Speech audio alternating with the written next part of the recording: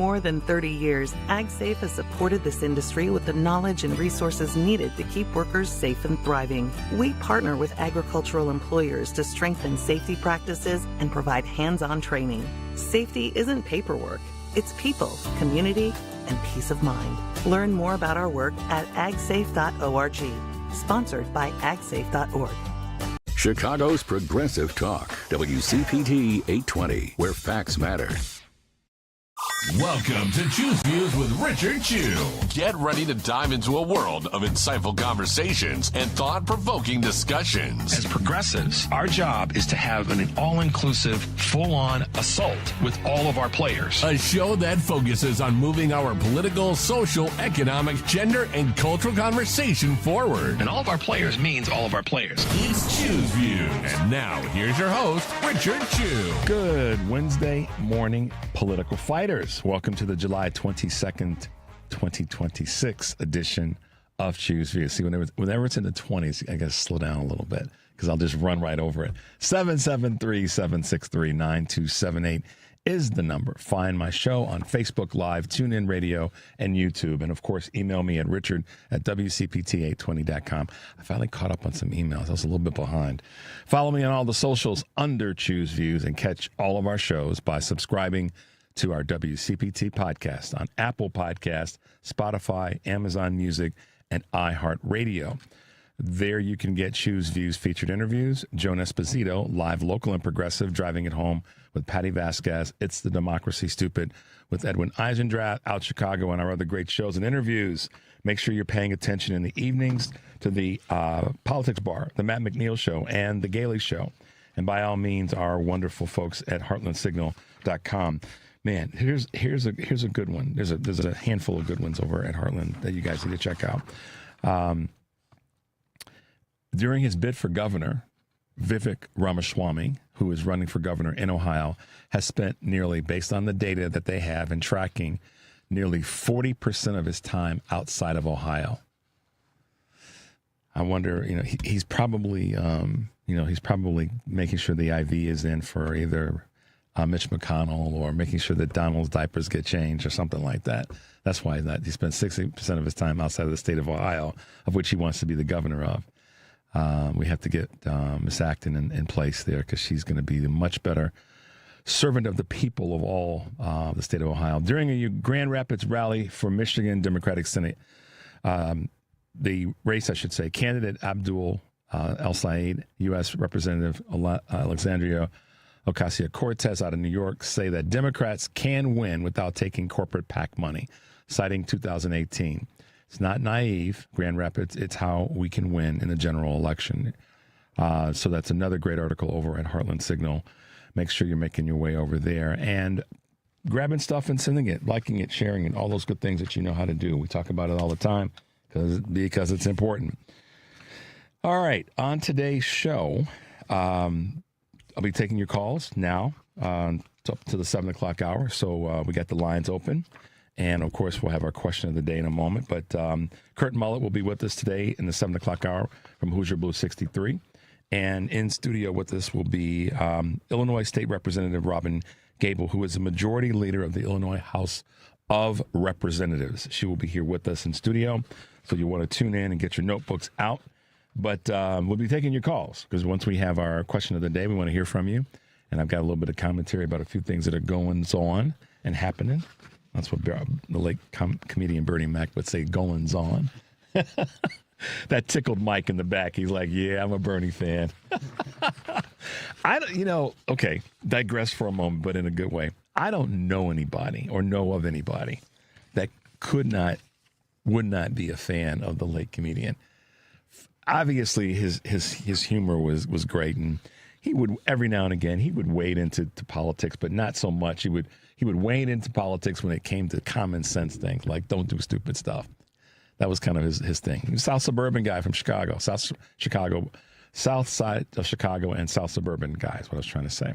But the Mac was very, very proficient at dissecting issues in terms of common sense. And I think we need a little bit of that right now, quote unquote, certainly on the the right side of the aisle politically on all levels of politics. But yeah, Bernie was very good about mashing a few words together as a great comedian and observer of what we all do. So here's what some of what's goings on, as he would have said, with today's question of the day. And you guys may have caught this. Kash Patel is going to Russia, St. Petersburg, to be exact, rather than to Moscow. And this is going to happen, I believe, in early October. So from all the things that I read and looked into. But so here's a question. It's kind of a dual question. What are the chances that he embarrasses himself and the U.S.? And based on the Trump speech last week, is this visit to Russia just a photo op? Is it something that will lead into, based on the timing of when he's going, some Russian involvement in the midterms? I'm curious. So it's kind of a couple parts question. He's going to Russia. Do you think he's going to show his you know what? Is he gonna have Winter Olympics beer celebration 2.0? Is he going to embarrass? And in that, will he be? Will something happen that he embarrasses the United States? Or is it just a photo op? Because, last week in Trump's speech, Trump said nothing necessarily of substance about Russia's involvement in our voting or in our elections, but he sure said a hell of a lot about China. So what do you guys think will be the outcome of this, or the fallout, maybe is a better word, of this visit by Kash Patel to Russia? Because, he has and I'll talk about this a little bit more after the break, but he has an interesting history when it comes to traveling and going places. So we'll see how that plays itself out. Now, I'll talk a little bit about that in the bigger scheme of things when we talk about something to chew on. But there you go. Give us a call at 773-763-9278. Send us a text to that same number. And you can also go to our Facebook page and shout at us from there. And Mike and Henry will catch it. They'll filter it, and then they'll throw it back at me. And then we'll put it to you. So there you go. This administration, y'all, man, I tell you, they are a bunch of feckless, do a lot of harm people, and they're incompetent as hell. Where am I going with this? In case you didn't see, or maybe you were aware, but you may not have seen that yesterday was the day that Pete Hegseth was in for a Senate hearing.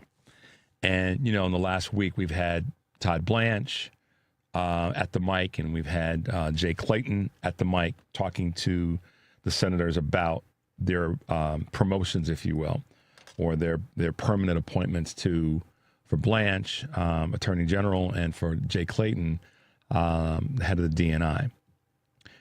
And then, of course, we've got Secretary of Testosterone, Pete Hegseth,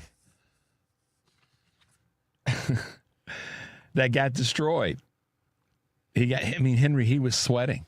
I'm a sweater. I'm not pimping on him about sweating. I sweat, and that's a good thing. It's a healthy thing. But dude was Patty Murray, Senator Patty Murray. She was giving him the business, as were other Democrats. Of course, some of the Republicans. This is what cracks me up about this. We all fall into it. I fall into this. When a Republican does the thing that's the job to be done, we always go, "Yeah, a Republican did it too." Like that's what they're supposed to do. Right? We give them like this, gold medal because they did the job. And so everybody's like, oh, the Republicans were really, and I'm like, well, okay.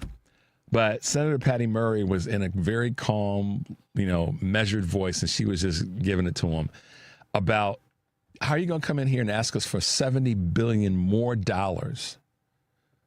It's almost like they had to treat him like a kid with the allowance, Mike. It's like, wait a minute. Hold on a second. I gave you your allowance at the beginning of the week. It's Wednesday, and you come back for some more? What you spend the money on? Right, Mike? Right, Henry?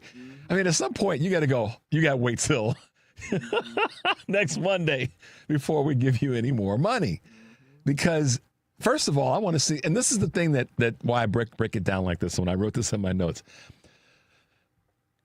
He could not give any adequate answers as to where the other money really went or how it was used. Well, we know the answer. I mean, the broad answer is it was spent or used as part of the budgeting process that was allocated for weapons that they've been using, the bombs they've been dropping. They can't drop any more bombs. I mean, we reach a point where saturation is not the right word, but it's what I'm going to use for now, where the next step is ground forces. That's it. That's the next step. And they can't acknowledge the fact that the impact of the bombs and all the bombing has not worked in the way in which they, one, said it would. No. Let me back up. Said that it had a year ago. Said that it would in February, and now is trying to say that it has. They can't justify it. They can't, because Iran's sitting back going, yeah, come on. We got more. We're doing our part. And so Hegseth got destroyed, begging for more money, not able to explain what's happened with the money in relationship to what they said they were going to do. And I love how, I can't remember who it was. I think it was Senator Chris Van Hollen. He had kind of a list of the dates. Like, you said this on this date, then this date, and then just, the goalposts, talk about the goalposts getting moved. The goalpost has been perpetually moved with this war. And you guys know I do this a lot in my head, and I've done it here on the air. $70 billion. 70 cities in America each get $1 billion, Henry. And now what's kind of cool is I'm noticing that some of the senators, and I don't want to take credit for this, I think it's cool. Many of the senators, Democratic senators, are starting to position their questions around that kind of literal. You could do X with that money here. You could do X with that money here. And when you have a war of choice, what about the choices that Americans are making so that you can have your war of choice? I'm liking that narrative, and it needs to be like every day when Democrats are talking to anybody about this war. They should place this back in the laps of all of GOP and say, you guys told America X. You didn't fulfill that, and here's how Americans are suffering. It's a real simple through line. But anyhow, I just wanted to talk about Pete getting destroyed, and Senator Patty Murray put it to him. 773-763-9278 is the number. You are listening to Choose Views on WCPT, AM 820 in Chicago, and WARR 1520 AM and 103.5 FM from Warren County, North Carolina. And now, AM 950, the progressive voice of Minnesota. I'm Richard Chu. We'll be right back.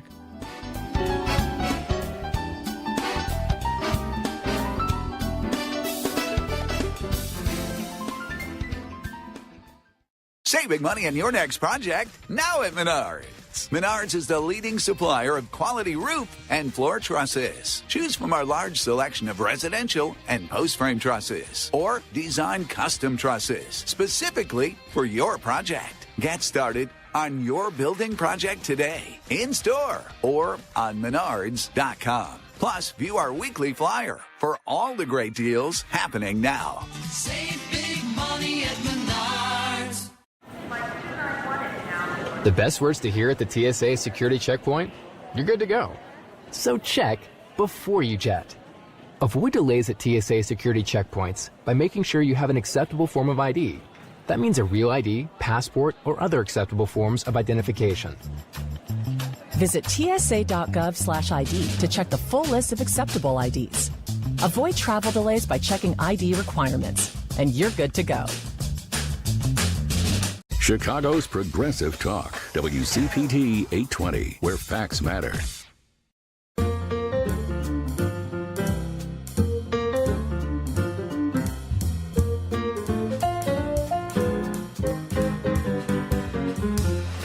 All right, guys, welcome back to Choose Views. If you're just tuning in, I'm Richard Chu, and thanks for being with us. 773-763-9278 is the number. Give us a call about Kash Patel, about Pete Hegseth. Let's talk about it. Ford, as we bring you some Choose Views news this morning. Google, BlackRock, Carhartt are uniting to boost trades. An unexpected assortment of big-name American firms is coming together to grow training in the skills trades. Ford, Google, Carhartt, BlackRock on Tuesday announced the launch of the Alliance for America's Skilled Trades, which will support training efforts in more than 24 states. The group says it's hoping to help correct the shortage of such workers that could top 2 million by 2030. The effort comes amid a broader rethink of the value of increasingly costly college education. Seems like I know a couple people that said something about this a long time ago. Former president that just opened a center. I don't know. General Motors raises the 2026 forecast after their quarter two numbers, beating the analyst estimates and giving the big three automaker a raise of in their crucial earnings forecast for the year. GM yesterday reported revenue of $48.3 billion and earnings per share of $3.57. Wall Street had expected those figures to be closer to $47 billion and $3.20. So GM outperformed what the folks on Wall Street had said. The U.S. is about to, or has now, since this came out, impose a 50% tax of tariff on a bevy of Canadian goods. Once again, the White House announces plans to impose 50% tariffs on many Canadian goods, ranging from dairy products to wine, paper goods, and believe this, y'all, this is what got me when I read this, ice hockey equipment. Really? Per the proclamation released late Monday, the measures are meant to, quote, offset Canadian discrimination against some U.S. exporters, particularly in the auto, alcohol, and dairy sectors. The new tariffs are set to go into effect August 19th, according to the Washington Post. And the White House has cited a never-before-used provision in the Tariff Act of 1930 to enact the levies. How about sitting down and just having a good conversation with folks? God, he's just disgusting. He being you-know-who. Private hiring slows despite gains in some segments. Private sector hiring grew slightly less than expected in June, according to payroll services firm ADP, while gains were recorded across categories, including health and education, financial activities and trade, also transportation and utilities. The natural resources and mining segments shed 5,000 jobs. And then last but not least, institutional investors begin selling homes amid new laws. The majority of institutional investors are responding to new legislation that restricts their ability to buy single-family rental homes. As of this month, the number of homes listed for sale by this cohort has more than doubled since the start of February, according to CNBC. The new law defines institutional investors as those owning 350 or more homes, a lower threshold than previously the 1,000 level. As they adapt to the regulations, many institutional investors are shifting strategies toward built-to-rent projects. And this is one of the reasons in terms of supply that homes and or rental properties have skyrocketed. It's because of the consolidation of ownership and making it a less competitive field, thereby increasing prices. So not necessarily the value going up, but the price to be there does. So this can help potentially offset some of the high rent that people are paying and the lack of places to stay that are affordable. There you go. Today on Live, Local, and Progressive, Joan will be taking your calls, then talking to Sarah Lindman, Executive Director of the American Library Association's Office for Intellectual Freedom. That's Sarah Lambden, I should say. Tom Hartman, host of the Tom Hartman program, weekdays 11 to 2 here on WCPT, and author of the new book, Who Killed the American Dream? The Greatest Political Crime Ever Told. And David Lyman, former Providence, Rhode Island news anchor and managing editor and political commentator for Rhode Island PBS. That is Live, Local, and Progressive, weekdays 2 to 5 here on WCPT, heartlandsignal.com, and tune in. Driving it home tonight, Patty Vasquez will be joined by guest co-host Ken Mejia Beal, and their guests will include Illinois State Representative Miri Bureau, Democratic representing the 76th District. In hour 2, Patty will talk to Jan Mama Lancaster, owner of the Bistro in Bloomington, Illinois, and organizer of the annual Bloomington Normal Pride Fest, taking place this Saturday, the 25th. It's Driving It Home, weekdays with Patty Vasquez, 5 to 7 Central here on WCPT, the Heartland Signal website, tune in, YouTube, and Facebook.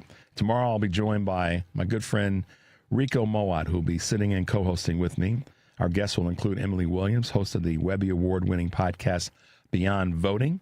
She's also the executive director of the Arcus Center for Social Justice and Leadership at Kalamazoo College. Chicago Financial Future Task Force co-chairs Karen Freeman Wilson, president and CEO of the Chicago Urban League, and Jim Reynolds, chairman and CEO of Loop Capital. And then Jill Habeck, president and founder of Public Rights Project. She'll be here in studio with us. So there you go. Check us out. If you want to catch all of our episodes, obviously you know that you can go to the Heartland Signal one-word site and check us out on YouTube. And by all means, make your way over to our Heartland Signal website to check out what's going on in our newsroom. So there you go. Let's see. A couple people have already commented. Let's get this one up real quick. Nancy says, this is regarding, I believe, Kash Patel. Nothing good can happen with a visit with Putin in Russia. My question is, why is Kash Patel going to Russia? It appears that Trump is already doing Putin's bidding as he tries to destroy our voting process and our democratic republic. Right on. And you know something else? One of the Russian voices said, and I believe it was one of their media people said this, and I have to do a little bit more research on it, that the question was asked, what do you think about Trump? How do you feel about Donald Trump? And they said, we love Donald Trump. He's our guy. He's a wrecking ball, and he's our wrecking ball. So, yeah, I'm not favoring this visit. The timing of it is suspicious, but I'll get into that right now. Today's segment of Something to Chew On. So, Kash Patel, FBI, is of course, the person in the role of FBI director, is reporting that an October 2026 trip to Russia is going to take place. It's expected to be hosted by Russia's Federal Security Service, also known as the FSB, the direct successor to the KGB. Critics argue, as I do, that this is inappropriate for the U.S. intelligence officer who's frequently, been accused of espionage against the United States to meet and confer with their allies. But here's the thing, Kash Patel has a history of saying that Russia never had anything to do, no involvement whatsoever in our 2016 election when Donald Trump was installed as the dude in the White House. I work really hard and I call him president. And so I'm looking at this as I said earlier, very problematic because we have an election that'll be taking place within a month's time of him going to Russia. And I also look at this from the perspective of two other things. One, he has a history of, suspect behavior, or certainly not the behavior that we have. I guess this is one of those times where usual and customary does have its place, and decorum. He's got a history of behavior that doesn't represent that. And going to Russia to put himself in a position where he could be compromised. It's obvious. It's been shown, and he's even said he likes to drink. So the last thing that we need is our FBI director going to Russia with the personality and the manner in which he carries himself, going to Russia of all places, where I don't think that they're going to hold back the drinks if he requests them. The other thing that's unique about this is that no sitting FBI director has visited Moscow since Robert Mueller did in 2013, making this trip, in my mind, again, even more suspect and unusual. And then what's the backside of this as it relates to Ukraine? Is there something that may be not negotiated, but will put us in a bad way with the Russia-Ukraine war? I don't know. But either way, it's once again this government, these officials, doing some things that I believe are suspect and require all the backlash that they're going to get. Let's take a quick break. 773-763-9278 is the number. You're listening to Choose Views on WCPT, AM 820 in Chicago, and WARR 1520 AM and 103.5 FM from Warren County, North Carolina, and now AM 950, the progressive voice of Minnesota. I'm Richard Chu. When we come back, we'll be taking your calls. We'll be right back.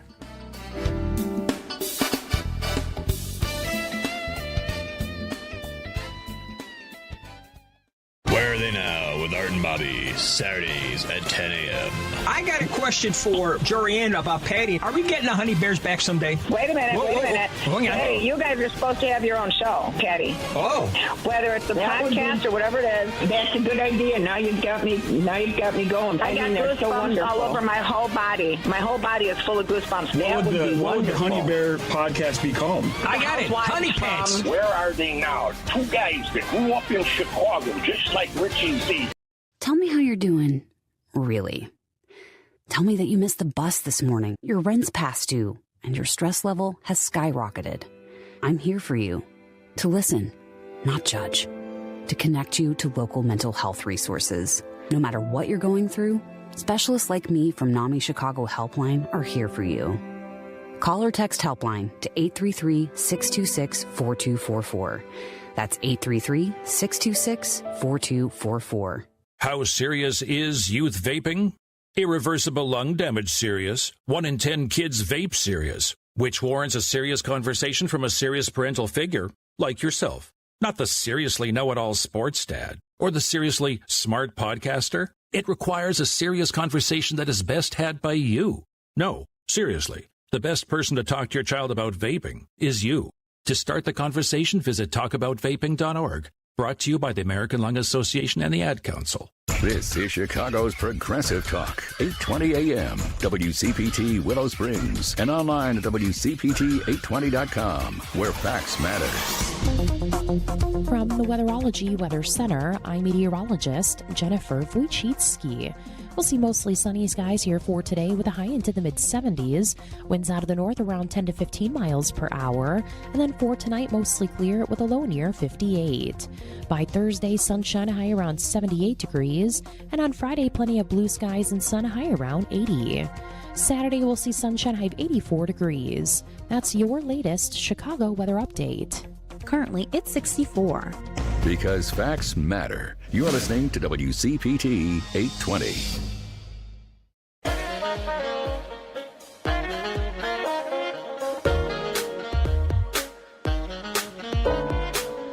All right, guys, welcome back to Choose Views. If you're just tuning in, I'm Richard Chu. Thanks for being with us this morning.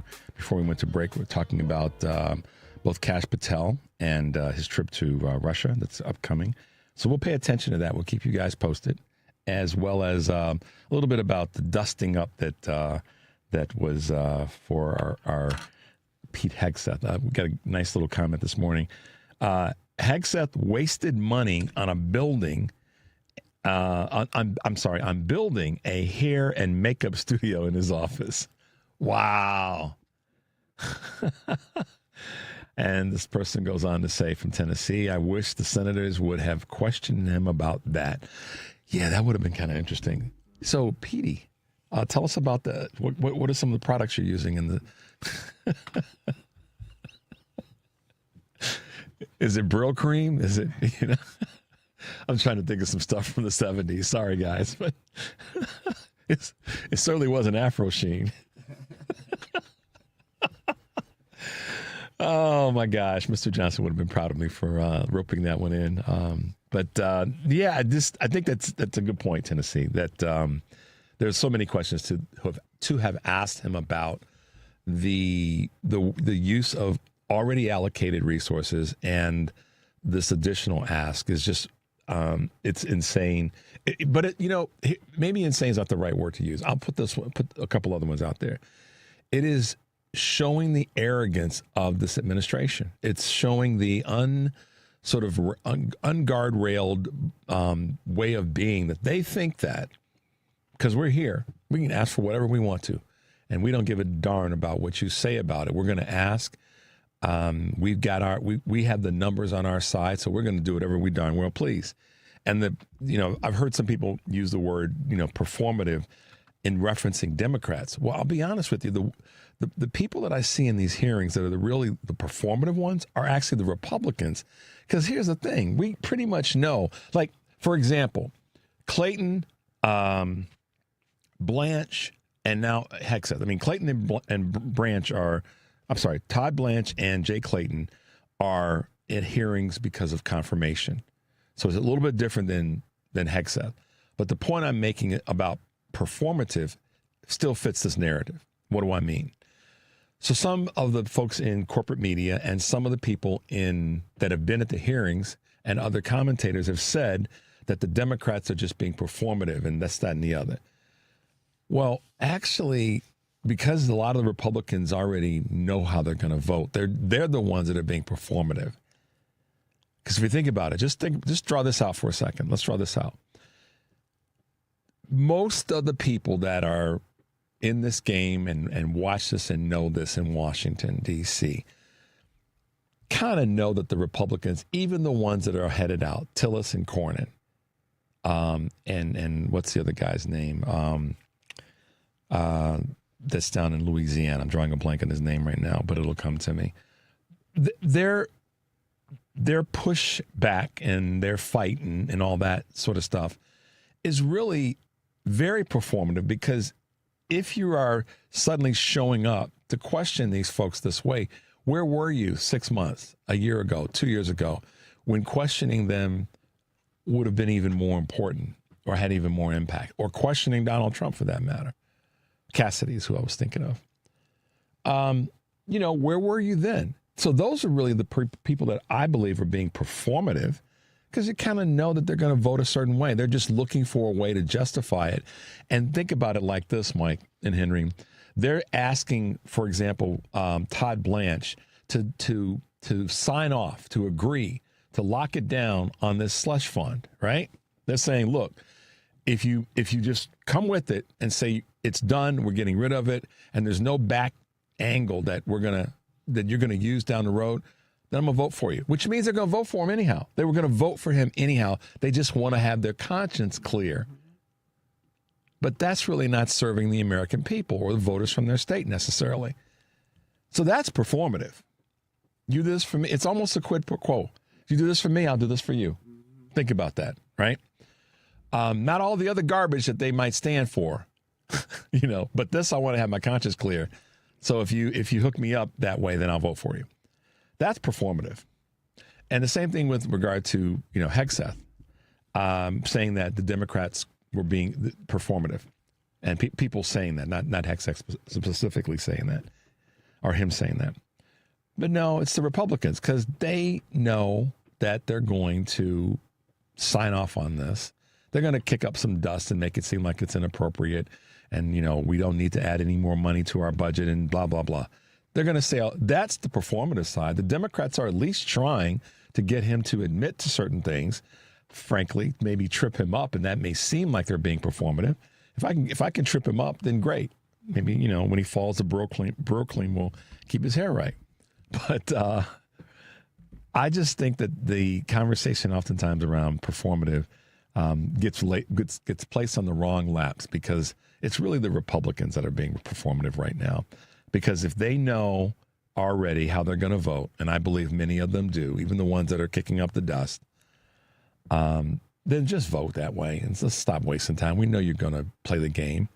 And then, some of the questions that I think could be asked with regard to someone like Blanche as it relates to this the slush fund are questions that get him into a situation where he's got to acknowledge that the reason he hasn't sealed off the back door of this slush fund is because he's buying time for the White House lawyers to be able to come up with ways so that once he does get appointed and confirmed, to be able to come back and say, yeah, but we never said we weren't going to do this with the money.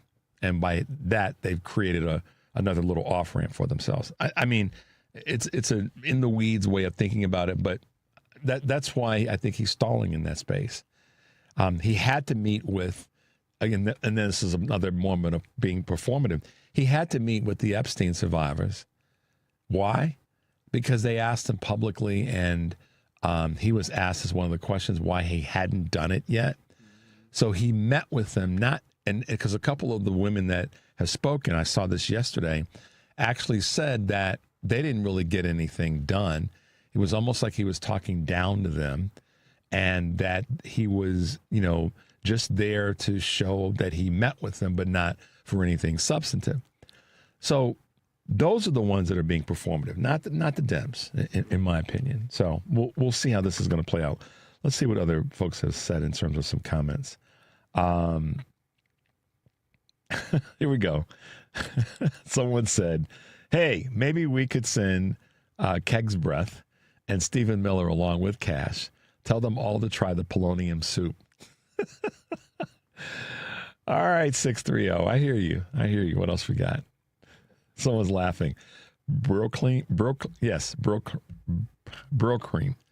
I can't even say it now. Oh, then yeah. What can I tell you, Florida? That's an old one. That's an oldie but moldy from the 60s and 70s. If you were around, you know what I'm talking about. On a local level, a couple of things that have happened or a particular thing that's happened as it relates to ICE. Now, I've had some issues recently with some of the Chicago alders, as they're referred to kind of keep it as gender neutral as possible. But aldermen signed an, quote, ICE out pledge demanding officials reject money tied to immigration enforcement. That's about doggone time. The issues that I have with some of the alders is they're blocking some good legislation, if you will, from City Hall to help the city of Chicago. We'll get into that as we get closer to our interview next week with Mayor Johnson. But to that end, a dozen progressive aldermen have signed on to a demand for their colleagues to reject contributions from corporations tied to federal immigration enforcement. It is the latest political fallout over the recent U.S. Customs Immigration Enforcement presence in Chicago. Well, what does that mean? What I think it means, or how I look at it is, ICE is going to get some of that. ICE has got the biggest budget right now, as we saw from the approvals earlier this year, late last year and earlier this year. They've got the biggest budget when it comes to enforcement. So anything that a local municipality can do to make sure that the people that are elected there and that should be representing the citizens, anything that they can do to block any mixing of the monies, mixing of the intent has to be done. Chicago alders, there should be nobody that is, in my opinion, that's a Democrat in the city of Chicago or progressive thinking person in leadership in the city of Chicago that should do anything but stand on business to make sure that these federal goons do not show up or over show up. And if they do, that they don't act with the intent that we've seen. That's a simple, that's not a long, hard conversation. They don't need to be here. I mean, let's look at this for a second. People want to blame violence on a variety of different things. At the end of the day, violence is most oftentimes perpetrated on those who are in a particular community because it's a thing of proximity. Most people don't get that. They don't want to get that because they want to blame it on another group of people, blah, blah, blah. We know the story. We know the narrative. But the people that ICE has said that they're going after here in Chicago, suburbs of Chicago, and other metropolitan communities throughout this country, they aren't the ones that are causing the hell. They just aren't. I mean, they're not the people. The people, when I'm saying the people that, let me clean that up. The people that are, that ICE says it's going after are not the people that are causing the problems in a particular community of any culture. That's a fact. That's not my opinion. I'm stating it because it's a fact. Those crimes that take place by the people that are part of those communities, irrespective of what the community is. If it's a predominantly white community or predominantly ethno-European community, it's committed by the people that are in that community. That's true across the country. Frankly, it's true across the globe. But a lot of people don't want to talk about that because they need to blame somebody else for when crime takes place. Now, what are some of the things that cause that crime? We can get into that another time, but In this case, when it comes to ICE, again, any local official in any municipality in the country needs to stand on business when it comes to making sure that their colleagues in elected offices do not give a darn thing to ICE. No money, no time, no voting for bills that soften the regulations. None of that. It's irresponsible, and it doesn't represent. You represent the people in that district or in that ward or in that city or in that state. You don't represent ICE, period. That's not your job. And if Tom Homan wants to bring his fat behind, he's a cousin of Fat Bastard, by the way. If he wants to bring his fat behind to Chicago again and, get all Brody, we've stood up to him once before. We're going to do it again. So in this moment, kudos to the alders for stepping up in this space.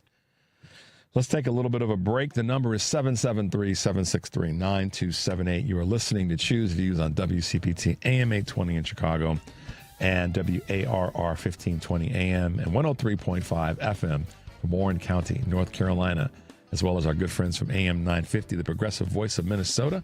I'm Richard Chu, and we'll be right back.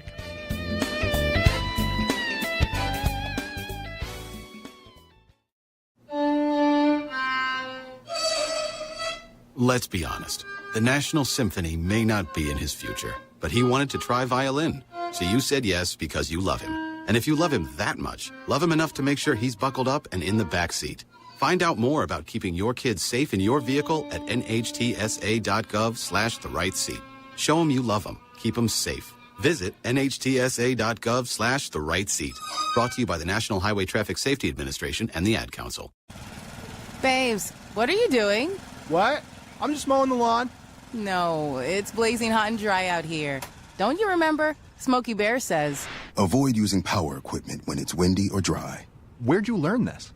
Oh, it's on SmokeyBear.com with many other wildfire prevention tips. Right. Thanks, Honey Bear. Because remember, only you can prevent wildfires. Brought to you by the USDA Forest Service, your state forester, and the Ad Council. Hey Google, play WCPT. Streaming Chicago's progressive talk from TuneIn.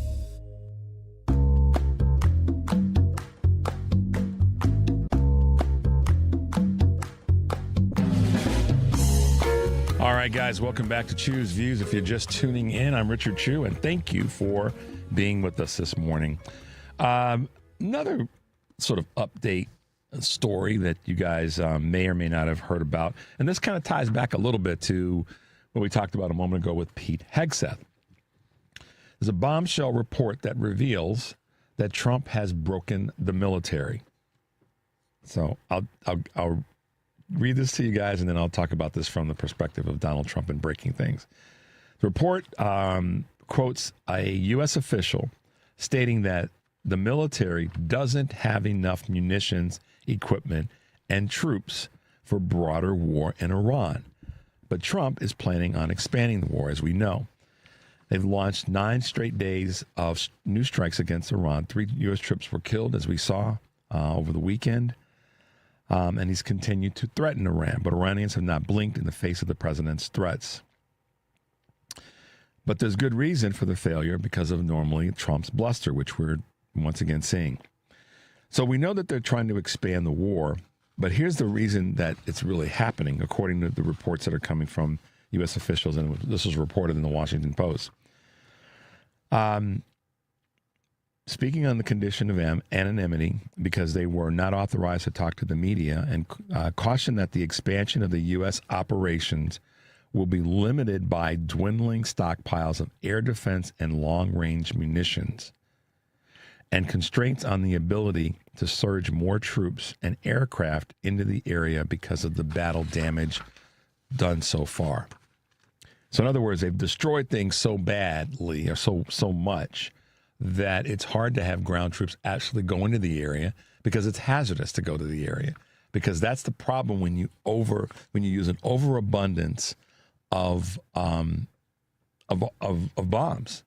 and armament that way. When you destroy too much of the infrastructure of the place that you're going to potentially invade with ground troops, the ground troops actually can't do the work that they need to do. That's almost like ground warfare 101. They should have listened to some of the things that Colin Powell tried to talk to them about. But of course, Hegseth doesn't want anybody of color having any voice anywhere whatsoever when it comes to the work that they do in the military. But the point I'm making about this is that they've overspent, as we said earlier. They've overspent, they've misspent, and we're at a point now where going any further is only the effectiveness that the ground troops could have is suspect because of the safety factors as it relates to infrastructure where they would actually invade. So you guys get this? We've running out of the armaments that we've used. We've destroyed the areas so much that ground troops could potentially be not as effective or even in greater harm. And these fools are coming to us and asking for more money.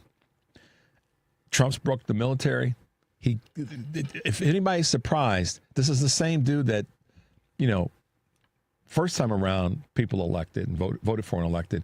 And second time around, another 78 million people on the second time around voted and elected. And this is the same person that broke casinos. Okay? Same person that massive debt. So this is where I just sometimes I sit back and I will shake my head in utter disbelief that a country that talks about it being this great country and all these wonderful things, which we are, would have a certain amount of people that would actually think that you would elect a guy or a gal, man or woman, to this office that had broken a casino. I mean, we really just press pause on that for a second. He bankrupted a casino. And I think that this Russian media person that said he's a wrecking ball, but he's our wrecking ball, I think those words are spot on. Because he's wrecking the military. He's broken the military. I mean, literally in terms of the money, not because they're asking for more.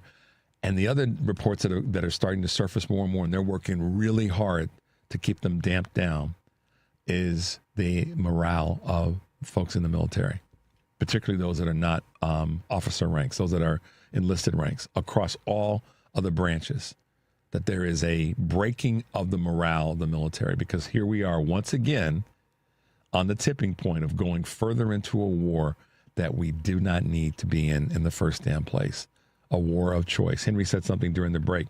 If you choose, we chose this. We're choosing to be there to cause this harm to the folks in Iran, but also to our military men and women, but also to our own sanctity here at home and safety. We could choose to do something different, like I said, which is choose to allocate that money to 70 cities, $1 billion a clip. How much stronger will we be? And I know I repeat this, but I repeat it because that's a message. That's a thing that could be a reality for us and what we're trying to do, or what we say we're trying to do. Allocate $70 billion to 70 cities. And they don't have to be blue cities. Do 35 and 35. We'll do halvesies. Put it, give it to three, the left, the middle, and the right, divide it by 3. But to go to a war that we do not need, and we've had people die while doing what? It's just, it's truly a depiction of an administration that has no idea what they're doing.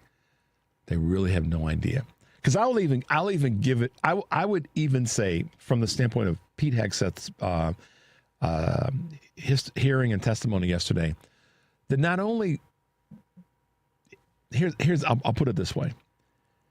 He should have come with the laundry list of here's why we need these particular things, rather than just sort of the bluster about, you Democrats are preventing us from protecting our country. You're the ones that are, causing us to lose this war. No, dude, come to the meeting prepared. You're coming in to ask for money. And if it's to execute a certain task, come in with, we need 10,000 of this. We need 2,000 of that. We need this. And I didn't see any of that. And, I'm not going to blame it on the Democrats for not asking. I mean, they did ask questions that were getting into specifics. But he didn't come prepared to talk about it that way. And I'm going to tell you my opinion why. It's because it doesn't exist. They don't even know what they need to spend money on. That's why he couldn't come to the meeting prepared with okay, this is our wish list. This is what we need, and here's why. And here's what it's going to do for this war. They weren't prepared to do that. It was to come in to try to shame the Democrats and bluster. So what's our solution? I don't know if there is a solution other than the obvious, which is two things. Make sure you're calling your congressional leaders and continue to have them push and lean into this, one. Secondly, like no other time before, do we have to win these midterms? And shout out to those who are running. There's been some primaries where we've had some great things happen. We've got to get behind these people that are running in different states, whether you're across the country from them or not, or you're in that state. Why? Yeah, it's obvious. We need to get rid of these kinds of hearings where the Democrats don't have the ultimate power to be able to really shut somebody down. That's where we want to be. We want to be the ones that are chairing the committees. That's the thing that's going to be, I hope, beautiful to watch. So we'll see. All right, let's see. Here we go. We got another good comment. As our parents would caution us, don't write a check that you're behind can't cash. That's what the Department of Defense and Donald have done with choosing to attack Iran. Right on, Cassandra. They have written that check that the body can't cash, Mike. They don't have the dough. And they know that. And they knew that going in, that if it didn't happen. And that's, here's the other thing. Because they knew the budget, they knew what the allocations were from Congress prior to going into Iran. That's why you heard, in part, that it'll be done quick. We'll be done in a week or whatever the dates were. And that, of course, keeps moving. We said earlier about the moving goalpost. They knew then that they weren't going to be able to accomplish this, but it sells well to the American people to go, well, we'll be done in X amount of time. And, we won't have to request any more funding. So here we are. All right. One more quick little news item before we go to this break. The BBC turns the tables and uses Trump's corruption against him. Check this one out. After Trump deployed the DOJ in his defamation lawsuit against the BBC, the British broadcaster used Trump's corrupt IRS settlement against him. Donald Trump's $10 billion lawsuit against the BBC took another turn toward blowing up in his face. The BBC upset Trump by requesting financial documents from where? His trust, which covers the president's finances, his business dealings, and his family's finances. My, oh my. Don't ask for the tax returns. Just go too far in a suit against an entity, and then they have the right to request certain documents as part of discovery. And once again, Donald stepped on his you-know-what. So that'll be interesting to see how that plays out. Let's take a quick break, guys. Top of the hour. The number is 773-763-9278. You are listening to Choose Views on WCPT, AM 820 in Chicago, and WARR 1520 AM and 103.5 FM from Warren County, North Carolina, at AM 950, the progressive voice of Minnesota. When we come back from this break, we'll be talking with our good friend Kurt Mullett from Hoosier Blue 63, and I got a few questions to ask him about some of the stupid things that Indiana congressmen are doing. We'll be right back.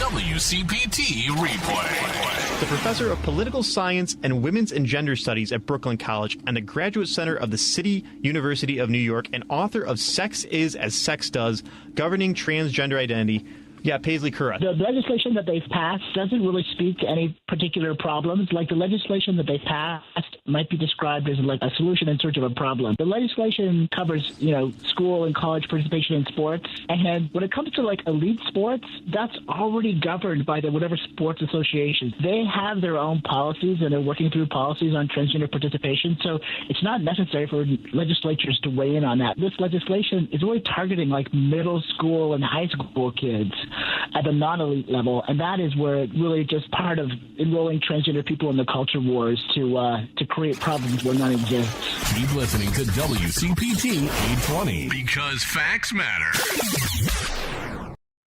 For the ones who get it done, Grainger offers the professional-grade products you need, delivered when and where you need them. Call and click Grainger.com or just stop by. AP News, I'm Marcela Sanchez. Defense Secretary Pete Hegseth estimates the U.S. war with Iran has cost over $37 billion so far, as Republicans prepare a $95 billion package to fund the military, along with other White House priorities. Yesterday, Hegseth faced fiery questions and protests over the war during a Senate Appropriations Committee hearing. A Trump ally has won the GOP nomination for Arizona governor. AP correspondent Mike Hempen reports. Congressman Andy Biggs has won the Republican nomination for Arizona governor. Biggs overwhelmingly defeated fellow Congressman David Schweikert in the primary. He'll face Democratic Governor Katie Hobbs in what could be one of the closest governor races in November. Biggs is a fierce ally of President Trump and was endorsed by the president. Democrats are locked in a close primary contest in a battleground U.S. House district.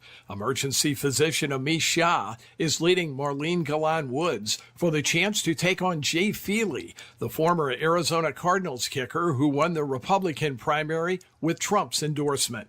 I'm Mike Hempen.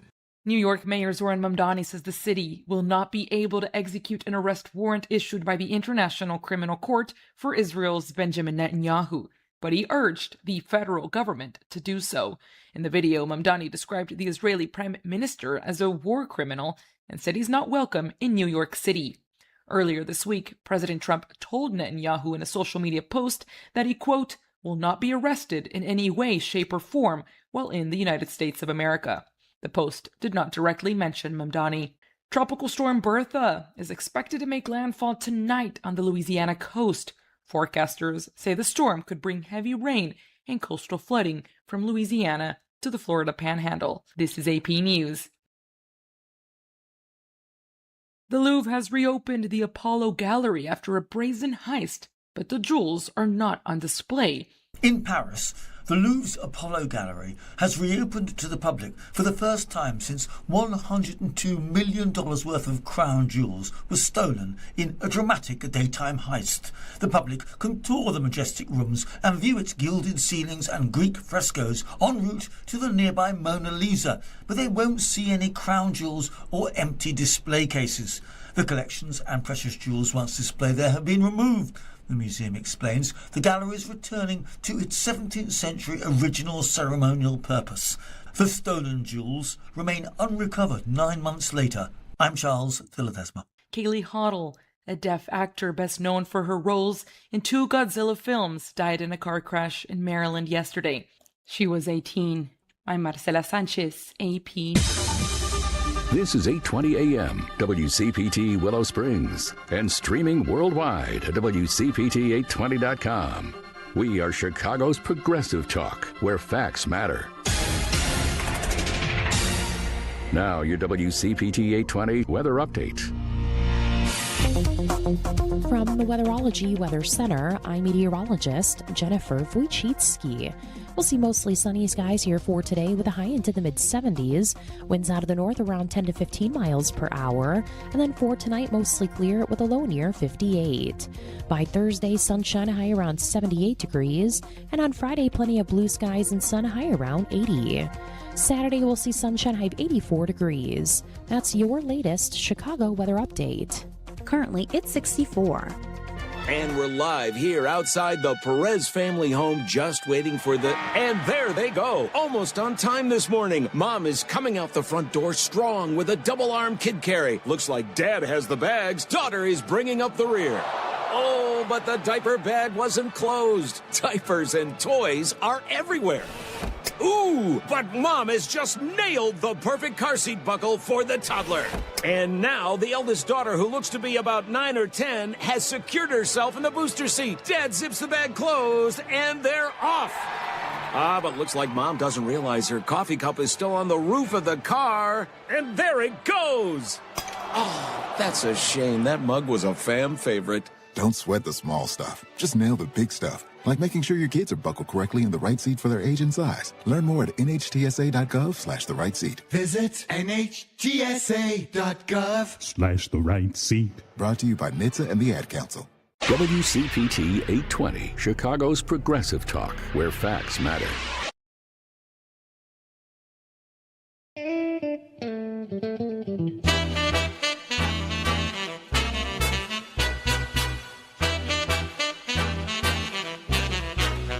He's not here to yell. He's here to inform and maybe stir the pot. This is Chew's Views with Richard Chew. Hey guys, welcome back to the show. Thanks for tuning in. This is Chew's Views, and I'm Richard Chew. Again, today on Live Local and Progressive, Joan Esposito will be taking your calls, then talking to Sarah Lambton, Tom Hartman, and David Lehman, all on Live Local and Progressive weekdays 2 to 5 here on WCPT. Patty tonight will be joined by guest co-host Ken Mejia Bill, and they'll be talking with Illinois State Representative Murray Bureau. They'll have a big broadcast with the folks from the owner of the Bistro in Bloomington, Illinois, and the organizer of the annual Bloomington Normal Pride Fest. That's Patty Vasquez. Weekdays 5 to 7 here on WCPT, the Heartland Signal website. Tune in, YouTube, and Facebook. And make sure to tune in to Choose Views tomorrow. We've got some guests as well. Speaking of that, he is none other than Kurt Mullett, our good friend, Hoosier Blue 63, hanging out with us on a Wednesday. Good morning, Kurt. Good to see you, man. Morning, Richard. Thanks for having me. Great to see you. You too. That beard is... I'm your first victim today, so I'm ready to go, man. Man, listen. You've heard me say this so many times, in personal and on the air. When stuff goes crazy, there are certain people that the higher powers of the universe do not allow in the same room. You and me, me and Eric, me and Mike Nellis, me and Karen, and there's others that we are just not in the same room at the same time. And where I'm going with this is you had a post about the guy, and I can't call his name right now, but he's an Indiana legislator that basically, he took the little bit of information that was presented last week by Orange Menace about the voter registration software issue in New Jersey. Talk a little bit about the post. And you guys, I wish I had been able to grab this sooner so that we could Jimmy Banks. Talk to us about this, man. Jimmy Banks. Well, in New Jersey, there was a problem with some registrations where 6,600 people said no on this registration ballot. I don't even know what the question was about it. It's irrelevant. But when they ran it through the process of their whatever machine or computer or whatever, there was a glitch in the software, and it turned this question into a yes, and it made the appearance that these people registered illegally. Mm-hmm. And so Jimmy jumped all over this because he's a Trump bootlicker, and tried to make this as if there's any reason for this Save America Act to be passed, this is a reason for it. Well, what happened was that the governor of New Jersey, the governance of New Jersey, recognized there was a problem. They mitigated it. They took care of it, and they released it to the public. Yep.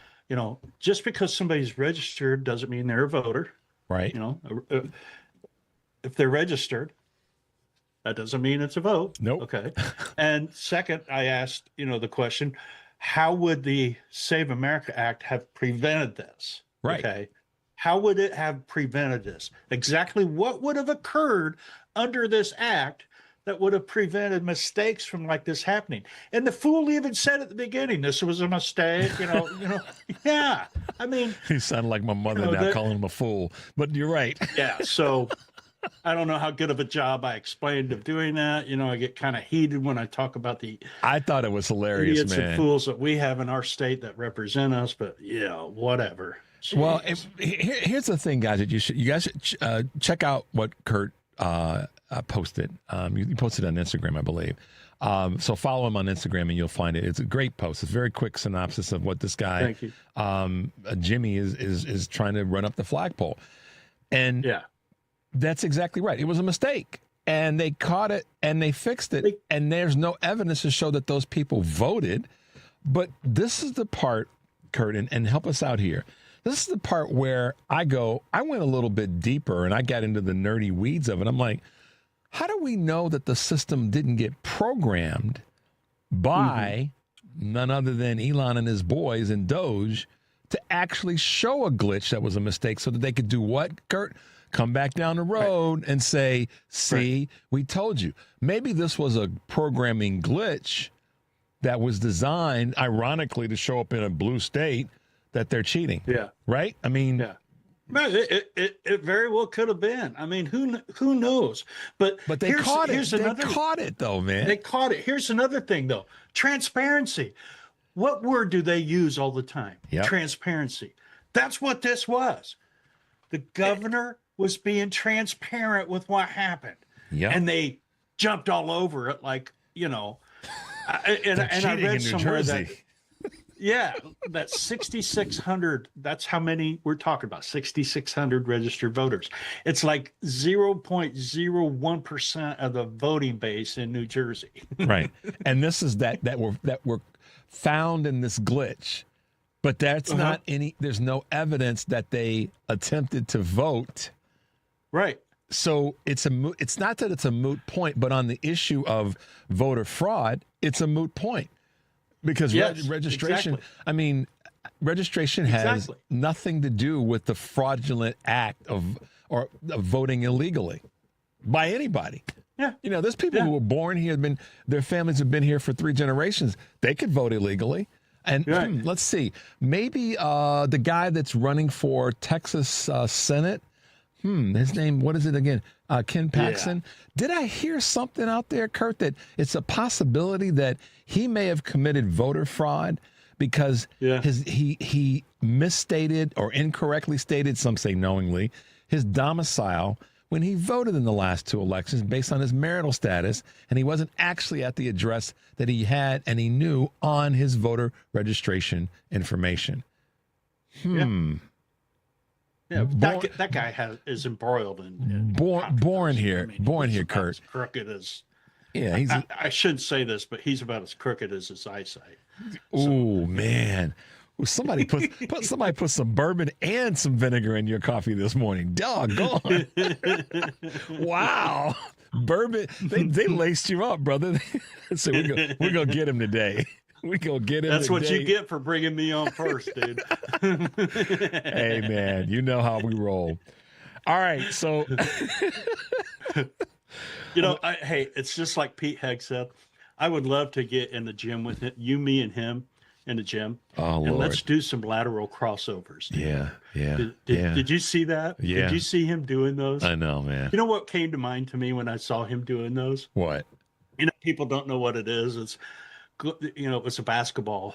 Yeah, it's a basketball. It's an old school basketball drill, and it's still the test of time. You cross over your legs, and it's a way that you learn how to play defense and move. Yeah, playing defense and what have you. Jim Carrey came to mind when I saw him do it. Oh my God! Somebody put bourbon and vinegar in your coffee this morning. Good Lord. But you're right as rain. But it's the truth. People got to go see that. It is hilarious. It is. It is hilarious. And listen, guys, you know, Kurt and I can cover this stuff from a very, very serious perspective, and then we can yuck it up. And sometimes the yucking it up gives us a little bit of energy toward fighting this craziness. But you're absolutely right. Being in the gym with him would be a laugh because you look at somebody that's performative, and I go back to the word I used earlier. the performativeness, if you will, of the Republicans right now across the board. It's just like you sit back, and I know you do this too. You sit back and you just shake your head like, really? Yeah. We elected these mugs? I mean, damn. Yeah, I've gone through that, being upset, being PO'd, just, the hate raging in me. And I'm to the point where it's laughable. They're a bunch of fools. They're a bunch of incompetent idiots. They have no clue at what they're doing. They expose themselves to their idiocracies all the time. I mean, it's just like Trump's speech the other night. He talks about all these, China and all these things that he's revealing, and you go to the website and there's nothing there. No, there's nothing there. And in fact, the only thing that's there is a document that proves that Russia interfered. Right. That's the crazy part. I know.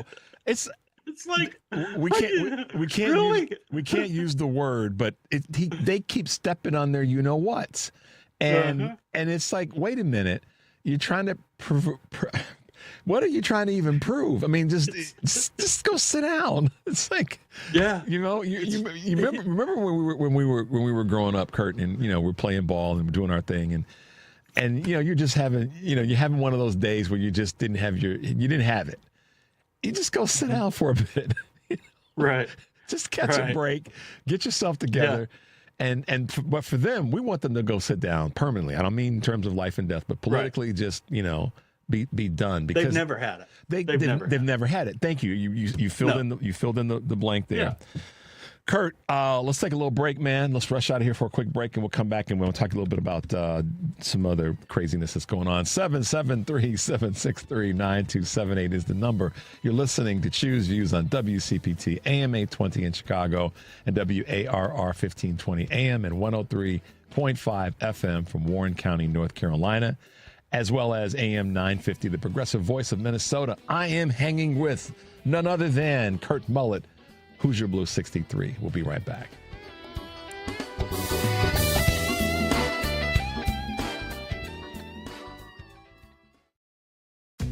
Instant Kohl's Cash is powerful. You spend $25 and earn $10 Kohl's Cash to use instantly on nearly everything store-wide. So now you're grabbing new shoes and nodding at your receipt like you negotiated the deal. Plus, Kohl's Rewards members earn 3 times rewards. Get instant Kohl's Cash this weekend at Kohl's. Offer valid July 23rd through 26th. Some exclusions apply. Coupons and Kohl's Cash do not apply to Sephora. See store or Kohls.com for details.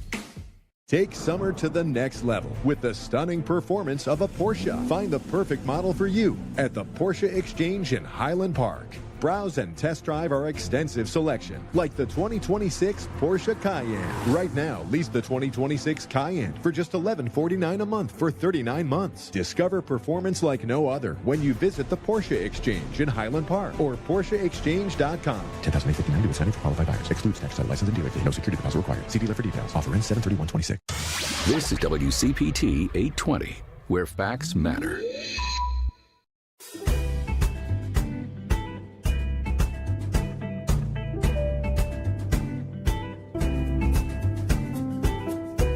All right, guys, welcome back to Choose Views. If you're just tuning in, I'm Richard Chu, talking with our good friend Kurt Mullett from Hoosier Blue 63. And he and I were clearly yucking it up and a little bit of trash talking about these feckless, mediocre Republicans across the board. All right. I don't know if you heard this or not, Kurt, but I'll throw it at you and you tell me what you think. It's called Doge diarrhea. Okay. The Trump administration is denying colluding with a major donor. So I'm going to set this up a little bit this way. The gentleman that is the head of the restaurant chain that's had the lettuce issue, when it was brought to his attention that this was a problem, he shut it down. He said, "Look, we're going to not use this until we get some clarification." I'm using simple words to explain a more complicated topic. He said, "We aren't doing this. Done. We're gonna get this cleaned up, straightened out. We're gonna move forward." The other person that's part of the conversation, the individual that's part of Taylor Farms, took a different route. He decided, well, let me go and pull a Bryson DeChambeau and call Donald Trump. You saw what Bryson did at the British Open, but anyhow, we'll keep it on the rails. He contacts the Trump administration looking for kind of a favor, if you will. And what that led to, from all reporting in terms of following the bouncing ball, is that the FDA then pulled back that, it wasn't really Taylor Farms' issue and their problem. One person solved the problem or moved in a direction to take responsibility to solve the problem, while the other is a donor of Trump, possibly colluding with, and got a pat on the head from Big Stank Daddy. So, tell us your thoughts.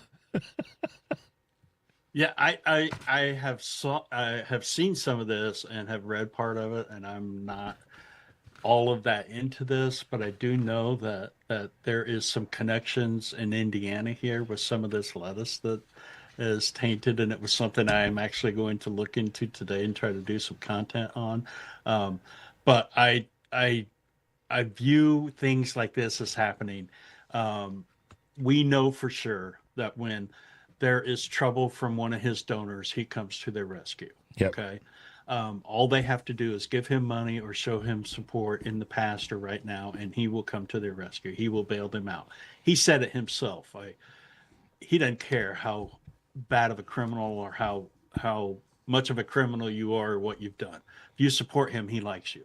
That's who the guy is. Yeah. So, and part of the problems that we're having with food, and that is going to continue, people need to be prepared for this, and also water and other things, is because of the stripping of the EPA and all of the regulations that have been put in place in the past years, mainly by Democratic presidents, to put, sanctions on some of these large corporations and these mass producers on, hey, watch what you're doing. We've got to control salmonella. We've got to control, explosive diarrhea, cyclosporiasis. Yeah, they're creating their own problems by the things that they have done. They've stripped away, and then when it comes to the forefront, it's deflection and well, let's help this guy out. There's plenty of cases of this happening. So, and here's what's crazy, Kurt. So he's donated from according to the FEC, somewhere in the range of $1 million to Trump's Taylor Farms did to Trump's campaign, and the PAC Make America Great Again Inc. as it's labeled, and they had this meeting, which they tried to deny. And he was also one of the voices that was amplifying the whole thing around President Obama's birth certificate conspiracy. That's what this guy is. And furthermore, what they tried to do is say that this was an FDA mistake, that the FDA had not done the work to make sure that, certain items had met the standard. So I look at that and say, okay, let's say that it is the FDA's faux pas. DOJ was responsible for dragging people away from their jobs and getting rid of folks. So, yeah, you follow the bouncing ball. Who's in charge of the FDA? Yeah. So, it's, it's kind of like that January 6th thing where they had FBI informants in the crowd. And it was like, and that was your FBI. Right. It wasn't Biden's FBI because he wasn't president yet. So, he had been elected, but he hadn't been, sworn in. So, come on, y'all. It's just, and that gets into the whole thing around, oh God, I just drew a blank. The war, because the JCPOA was working. It was. Did it need to be perfect? No. What's perfection? Literally, there is no perfection. When people stop and think about this, which oftentimes people don't, Kurt, and I know you know this, we can't stop a free country, from developing technology. I broaden the lens out to not nuclear or this, to label it that, but technology. They're broadening technology in their country. Who in the hell is anybody to say, y'all can't do that? Mm-hmm. The JCPOA took that into account to say, you know what? we can't stop them, but we can limit the way in which they, not limit, but we can put certain sanctions which indirectly stops them from doing it in a certain way so that we can still have some peace as best we can, cobble together. But, they want to blame Obama and say that you heard Trump say this the other day, the reason that that we have to ask for this additional money and the reason that we can't keep the straits open is because it's Obama's fault. And I'm like, if you're the big bad dude on the block, you take responsibility for everything. It's all mine. Yeah, you walk into the room and go, yeah, we messed it up, but I messed it up and I'm in charge, right? You don't walk in and go, well, that's because Kurt didn't show up on time. Yeah, he ain't never going to take responsibility for anything. No. I mean, it's who the guy is. I think a perfect example is January 6th. I think really that loss of election was the first time that he was really told no in his lifetime. Right. Okay? Right. Good point. And he couldn't handle it. He still can't handle that. We are still talking about the elections of 2020 today, 6 years later.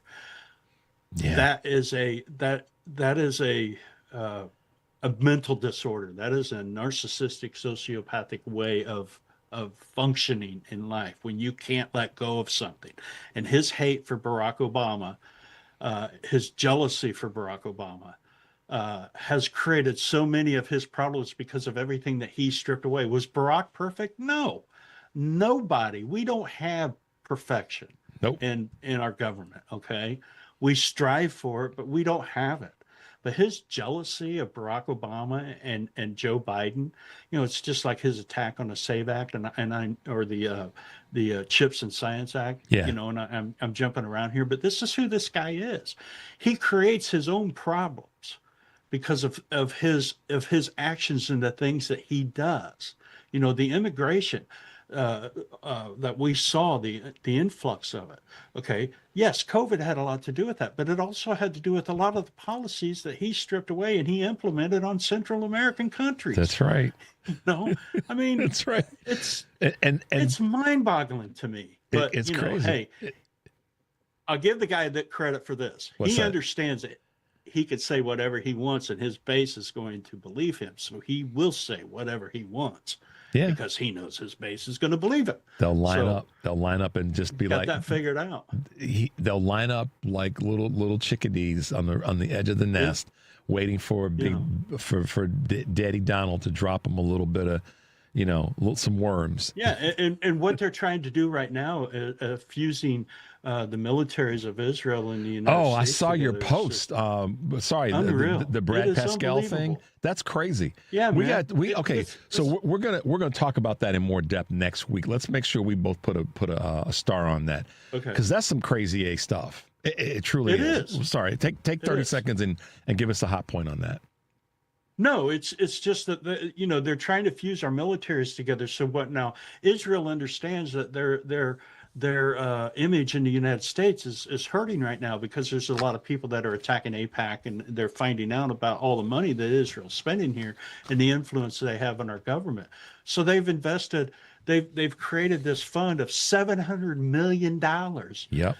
For media. They've hired this dude that was the media guru for Trump in his 2016 presidential campaign. Brad Pascal, y'all remember that name? Go ahead. Yeah. That's the dude. And he's been given like close to $50 million at the start of just to create AI and content aimed at conservatives. Yep. Aimed at MAGA. It's crazy. They understand, and ever since this all started in the 80s with Russian influence and ideological subversion, they've targeted conservatives because they know the conservative mind is the easiest one to manipulate. So, it's the one with the most mush.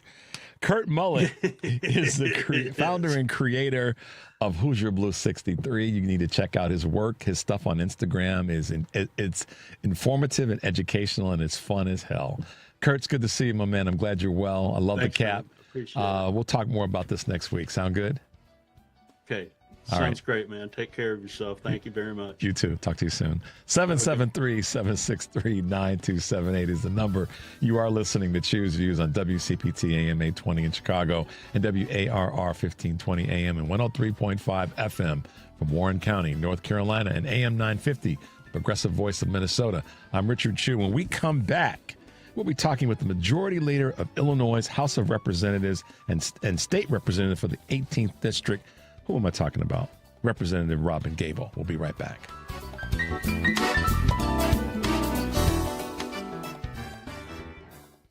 This is WCPT telling you how you can shop blue. Whether you're hitting the beach, the local pool, or just going out for a walk, let's take a look at some sunscreen companies that support the Democratic Party.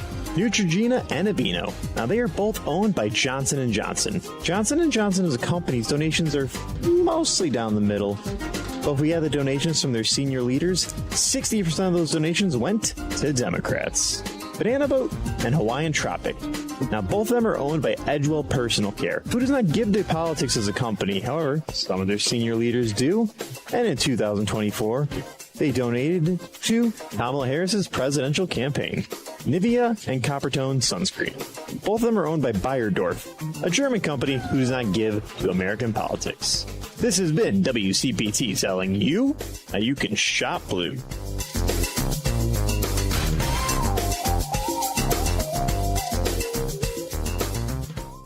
I am often asked, why is it important to have a living trust? The most important reason is control, being able to control where your investment accounts, retirement accounts, and your home go upon your passing. This is Tony Moret. I've been an estate planning lawyer here in the Chicago area for over 35 years. You have probably heard my ads here on WCPT over the last several years, and it has been a privilege to be on their airwaves. The reality is, for most people, their assets will go through a court-supervised process in probate court, which can be expensive and takes many months. Having a living trust will make sure this does not happen. Control of your assets will be handled directly by your trusted family member or friend. I will explain every step of the process to make sure you are comfortable with the plan as we move forward. Please call me at 847-996-0496 to start. There is no fee for the initial consultation and no obligation. Again, my phone is 847-996-0496. I look forward to speaking with you. This is Chicago's Progressive Talk, 820 AM, WCPT Willow Springs, and online at WCPT820.com, where facts matter. From the Weatherology Weather Center, I'm meteorologist Jennifer Wojcicki. We'll see mostly sunny skies here for today with a high into the mid-70s. Winds out of the north around 10 to 15 miles per hour. And then for tonight, mostly clear with a low near 58. By Thursday, sunshine high around 78 degrees. And on Friday, plenty of blue skies and sun high around 80. Saturday, we'll see sunshine high 84 degrees. That's your latest Chicago weather update. Currently, it's 64. You're listening to WCPT 820, because facts matter.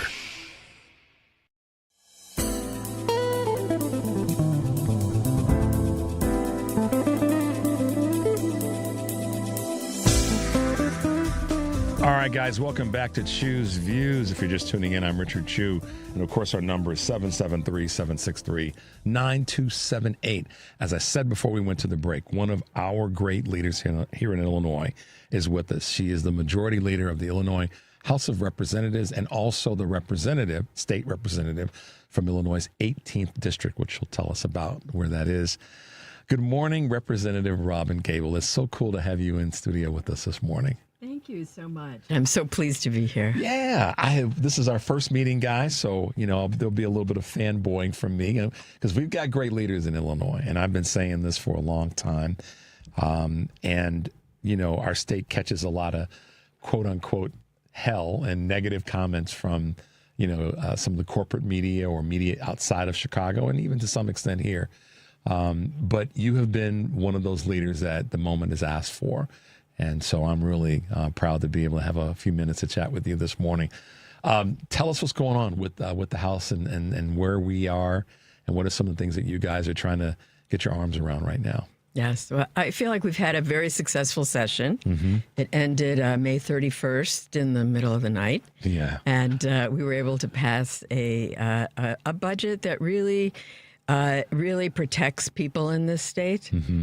We did not have any more taxing on people. Right. We provided some relief for folks. We have some medical debt relief in there, which is amazing. Last time we did about $10 million for medical debt. That actually relieved $1 billion in medical debt for 530,000 families. How does help us understand how that works? Because I just tell us how that works. Sure, it's a negotiation, and the folks in HFS and the governor's office say, okay, we know that this hospital's owed a certain amount of money. We'll say we'll give you, a dollar, a penny on every dollar that's owed.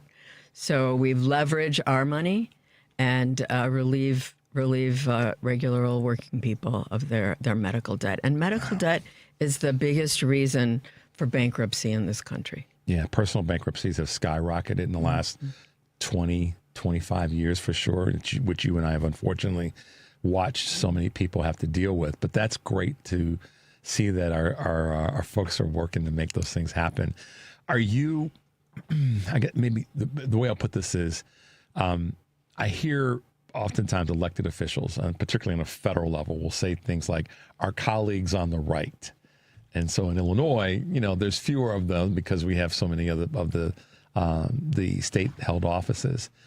But are the folks that are on the right in Illinois, are they working with you? Are they working against you? Are they leaning toward more of what the White House and the federal administration is trying to push on the state of Illinois?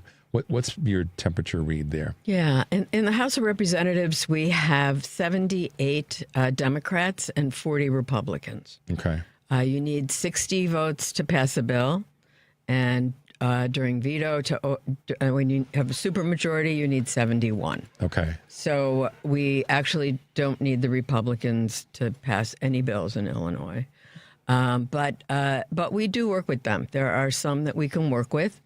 I work with the Republicans on the budget. Okay. I work with the Republicans on our Medicaid work. We have a Medicaid working group with Republicans on it. There is a faction of the Republicans in the House that are just very right-wing and are just no to everything and get up, oftentimes in session and complain about women and transgender people and abortion and all kinds of things. And they have a right to vent, but they have no power. So the difference between venting and being able to actually do something, which for me, when I hear something like that, and thank you for sharing that with us, it's less about them actually governing for the people that elected them, and seemingly more about them, as I use this word earlier, talking about some of the federal hearings right now, more performative and not about actually getting things done for the folks in the state of Illinois. So true. Yeah. So you've been, talk to us a little bit about how you're dealing with it's kind of two things, pollution and data centers. And I know that they're suddenly becoming kind of a second cousin relationship, if you will. How are you navigating through that and leading members of the House through that? So I'm the sponsor of the Power Act, which is a bill that was put together primarily by environmentalists who were concerned about the great expansion of data centers. Mm-hmm. For many decades, we've had the amount of energy that we use in this state has been flat. And so when we passed CEJA, the Climate Equitable Jobs Act, right, we looked forward to a future where we were either using less energy or the same amount of energy. And with this proliferation of data centers, we are suddenly in a position where we need to have more energy on the grid. Okay. We're concerned about prices going up for energy because it's a simple supply and demand issue. If there is more demand and not enough supply, the price goes up. Right. So we are really working hard to make sure that we can get more supply on the grid. So when you said it was flat, help us understand what that means in terms of folks in their the everyday use of energy in Illinois. What does that mean? Sure. It means that our appliances have become more energy efficient. Okay. And we just continue to use the same amount of energy that we always have. We have about the same number of people in the state that we have had for quite a while. So their energy use is similar to what it's been in the past few decades. So then the spikes, if you will, or the increase is seemingly coming from the big commercial and or industrial uses of energy. Would that probably be correct? That's our impression. Okay. That's our impression. I mean, part of it is we don't know how many data centers are going to continue to be built. Mm-hmm. Sometimes they say they're going to build one and then they don't. And it's difficult for the RTO to figure out how much energy we really do need because we're not sure how many of these are going to be built. But we're trying to figure it out. We're working on it. They're working on it. But there are so many concerns from people in the communities where these data centers exist. Right. People are concerned about their energy costs going up. 2, the water supply. At this point, they seem to be using quite a bit of water to cool their equipment. Mm-hmm. And we're concerned about the aquifers in some of these communities. We're concerned about polluting the water. So it's water use and pollution in that water.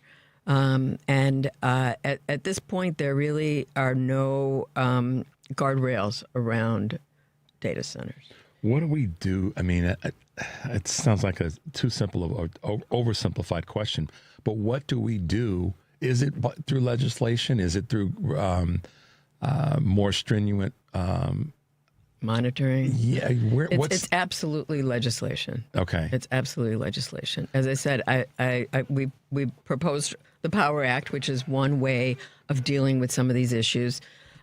We have put together both the governor's office, the House, and the Senate have come together to begin to discuss what the legislation is going to look like. Mm-hmm.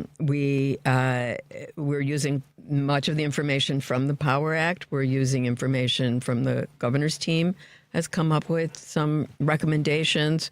We're looking at recommendations from the data centers themselves, from labor. And we've done this before. We've done it a few times before, and we've been successful. So we're looking to have a bill by November, by veto session in November, middle end of November. And I think we will be successful. We have to. The proliferation is... There are like 20 data centers in Elk Grove Village and another 16 that they're threatening to build. I mean, that's a lot. In Elk Grove Village? In Elk Grove Village alone. So, and there's a unique thing about the building of them. I think this is where, my little bit of understanding of geography and topography is that certain areas, they shouldn't be built because they're going to require even more water because the area has more exposure to the sun. Just by virtue of it being in an area where there's less, there are fewer trees. Sure. There's less vegetation and forestry. Sure. The right word. Yeah. So they're going to consume more water, more resources. And, I think of Elk Grove Village and that comes to mind because, it's a pretty open area. So not to try to play scientist here, but that's the other part I think that sometimes we miss. So, go ahead. You were going to say something. I was going to say, with the Power Act, the Power Act itself really wants them to it requires them to use the most efficient use of water. Okay. So for us, that's a kind of closed circle. Like you take some water, you use it, then you recycle it and use it again. Right. And use it again. You don't keep taking fresh water, drinking water, and use it to cool your machines. What are I guess the word I asked before we go to this first break is, what's the pushback that you might be getting when it comes to that? You guys couldn't see this, but she cracked a wry smile when I asked that question. Well, it was interesting because we had hearings on this as well. And the response from the data centers was, well, there are lots of groups that use a lot of water.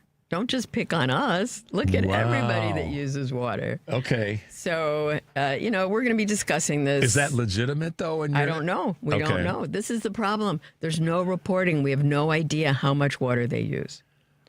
Really? Yes. We have no idea how much water they use. We have no idea how much energy they use.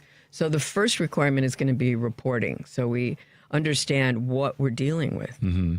Next week on Monday's show, I believe it is, we're going to have former retired Army General Russell Honore, who was a big part of basically saving, southern Louisiana during Katrina 21 years ago. He's been on the show before, and he's got this organization that he's created called the Green Army. And basically it's to make sure that we preserve, because he understood in that moment that part of what made Katrina worse was the fact that the natural wetlands had deteriorated because of the building by businesses in that part of Louisiana. And so he's been a strong voice in that space. And he talks about that, what you just said. We don't know. And that's a big part of the problem. We don't know the actual consumption that's being used, even in a situation where it's, what's the word? When it's, I'm going to say recycle, but that's not the right word, but it's self-contained. Sure. So let's take a quick break. Excuse me. You're listening to Choose Views on WCPT, AM 820 in Chicago, and WARR 1520 AM and 103.5 FM from Warren County, North Carolina, and our good friends at AM 950, the progressive voice of Minnesota. I'm Richard Chu, as you know, and we're talking with the Illinois House Majority Leader, Robyn Gabel. We'll be right back.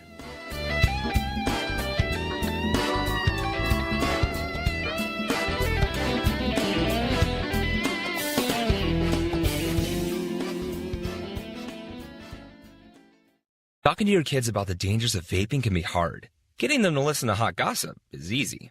So here's some drama you could share with your kid. Dude, did you hear about Cassie and Jake? No, but did you hear that vaping can cause irreversible lung damage and nicotine affects brain development? Nuh-uh. You don't need to gossip if you want to have an open conversation about vaping. So if you want to get tips on when and how to talk to your kids, visit talkaboutvaping.org. Brought to you by the American Lung Association and the Ad Council. Hi, I'm Tim Meadows. You've heard the phrase out with the old and in with the new, right? Well, buckle up because Stand Up to Cancer's vehicle donation program makes it easy to turn your old vehicle into new life-saving cancer research. More than 2 million Americans hear the words, "You have cancer," each year. That's why Stand Up to Cancer is dedicated to funding cancer research focused on finding cures. Donating is easy, pickup is free, and your gift may qualify for a tax deduction. Visit standuptocancer.org/cars to learn more. Alexa, play WCPT. WCPT from TuneIn.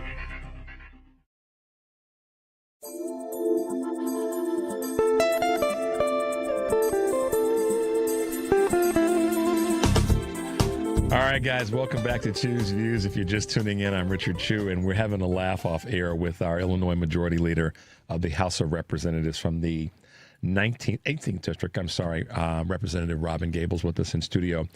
And she's really been leading the conversation around our energy and our power grid in Illinois. So, Representative, let's talk a little bit about I always like to look at what our local state politicians are doing to sort of be ready for whatever the federal government is doing. We know in this current Trump administration that they're just sending all the garbage politically that they can to the state. How are you guys holding up when it comes to resources that are federal resources being tampered with, reallocated, or maybe not even allocated, and doing the work that you have to do? Yes, it's really a shame. The federal government is balancing their budget on the backs of the most needy in our state. Recently, 150,000 people lost SNAP benefits. Mm-hmm. And we recognize that we really wanted to do something. It's very difficult to completely backfill these costs because we don't have that kind of money. The federal government does. But what we did was we took a special fund and we provided $400 for each person who came off SNAP as a bridge. And what we're working very hard to do, our departments, is to get these folks back on SNAP, because the main reason they were taken off SNAP was not that they were not eligible, but that there were administrative reasons.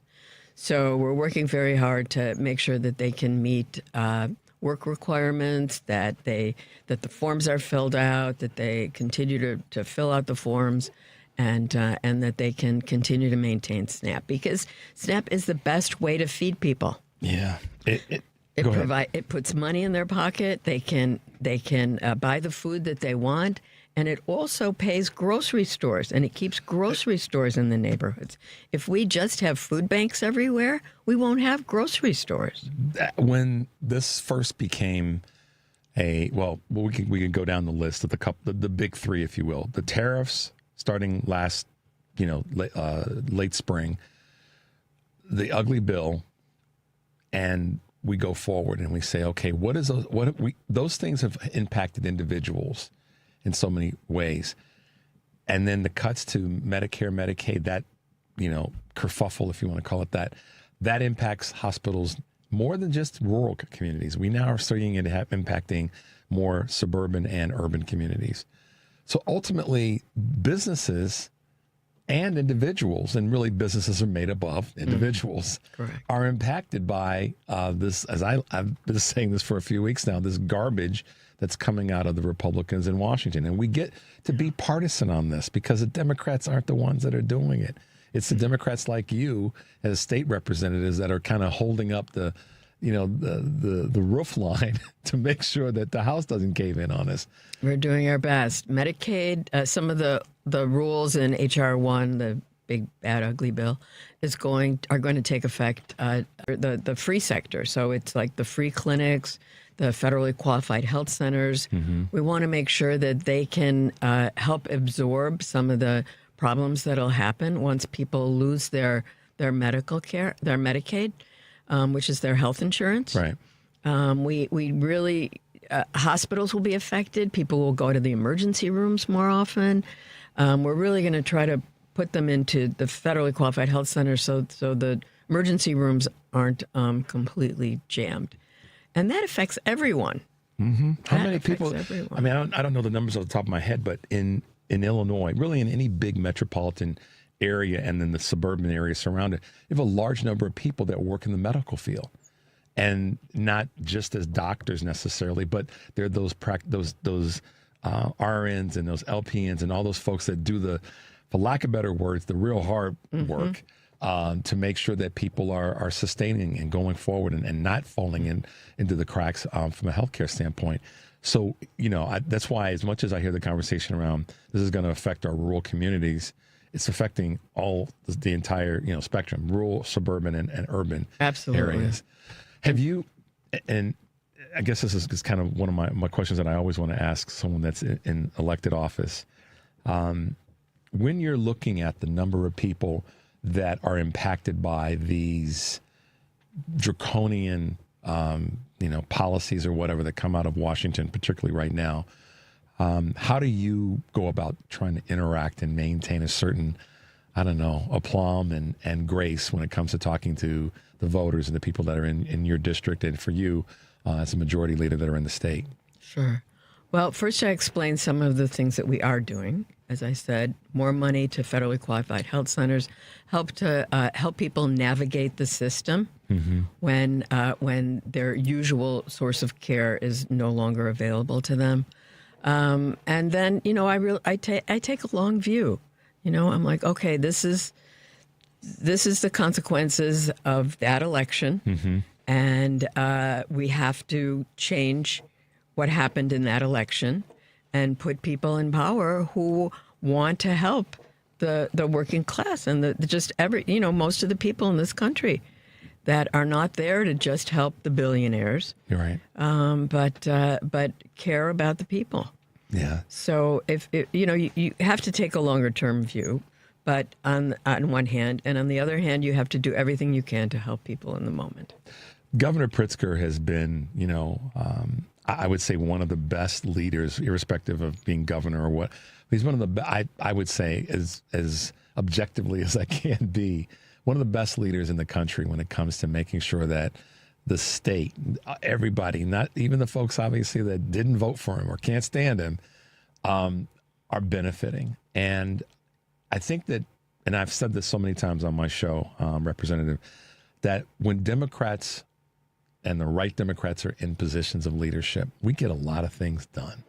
And the state of Illinois is a perfect example. And you know, we've got the trifecta and the, what's it called? The triangle and the trifecta, and we just keep getting stuff done. And with all the outside pressure that comes to you and many other leaders, that keeps happening. And so his leadership has been the kind of thing that I think that the country can benefit from.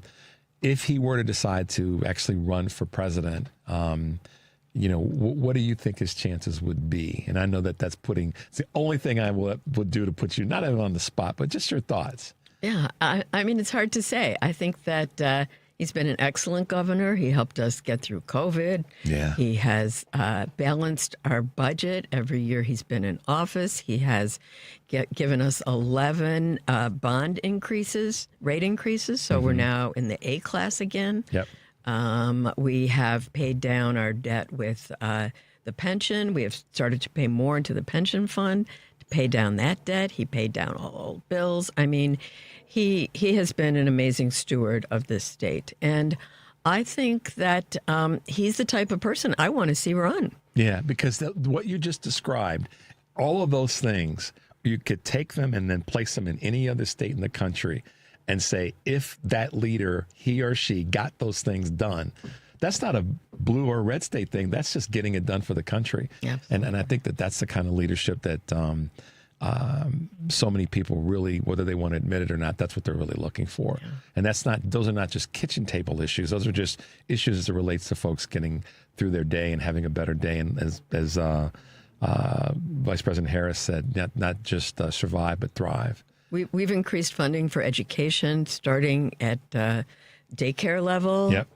Preschool to all the way through college. We've increased MAP grant funding, so people from lower incomes can go to college.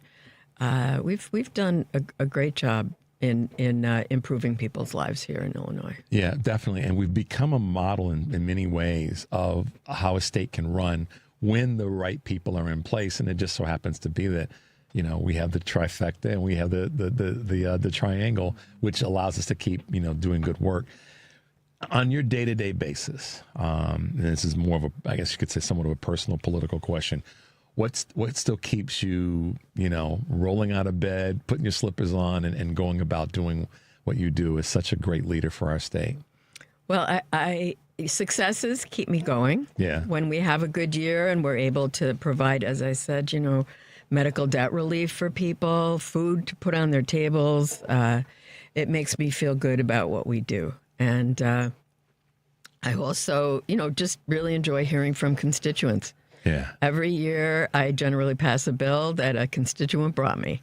Really? So I love to go out and meet with constituents and hear what's going on and what are their needs, and it energizes me. Yeah. What's on your, I guess you could say, your wish list in this next cycle? Well, data centers are number one. Okay. You know, hopefully we'll get it done in November. If not, we'll do it next year. I you know, the environment is very important to me. My background's public health and healthcare, and the environment affects our health so much, so that I feel like if we can improve that, we improve our health. Yeah. And I also have another very interesting bill called Make Polluters Pay. Oh boy. What's the bill's number? You know what? I do have it. One second. Make Polluters Pay. Yes, it's House Bill 4773. 4773, guys. And a bill like this was passed in New York and Vermont.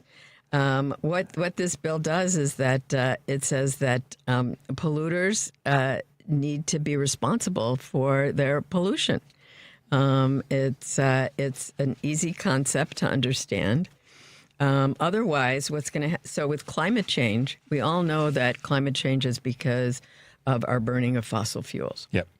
So those companies that burn fossil fuel should be responsible for a lot of our climate change costs. When we look at what the costs are to climate change, we know that they are we need to pay for resilience, we need to pay for flooding costs, we need to pay for repairs to our homes and our buildings. Yeah, and it's incredibly expensive. It's a big bill, and it's an important one. It's been great having you on the show this morning, and I have got to have you back so we can talk more about that bill and other things that you've been working on. She is our House Majority Leader, Robyn Gabel. She is one of the great leaders here in the state of Illinois, and it's been great having her on the show this morning. Guys, we got to get out of here. What are we doing? Stay tuned for the Stephanie Miller Show. Choose views. That's right. All right, guys, we'll see you tomorrow.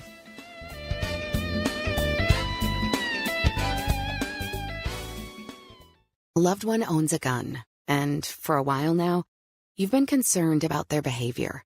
They're just not acting like themselves.